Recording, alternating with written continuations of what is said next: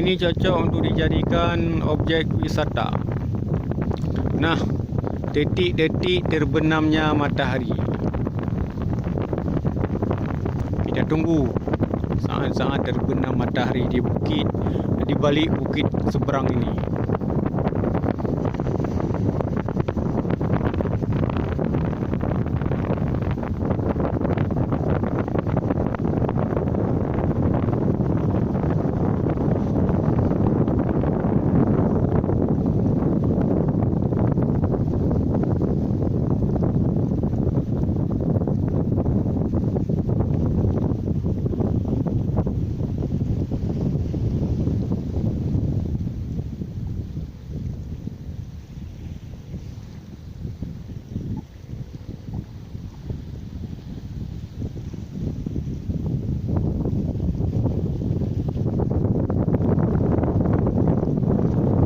Matahari hampir terbenam.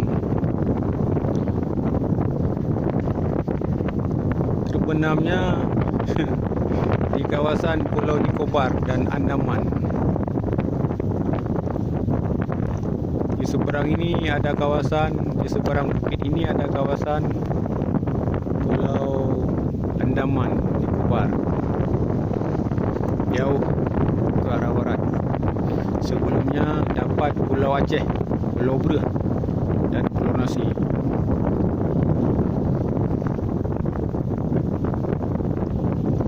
Hampir hilang matahari.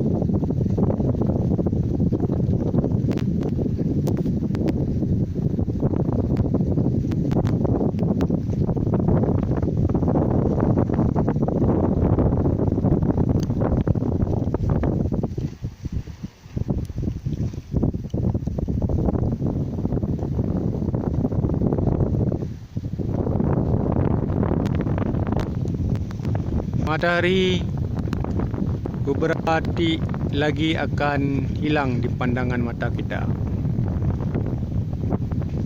Tenggelam di ujung barat kawasan Pulau Nicobar dan Andaman.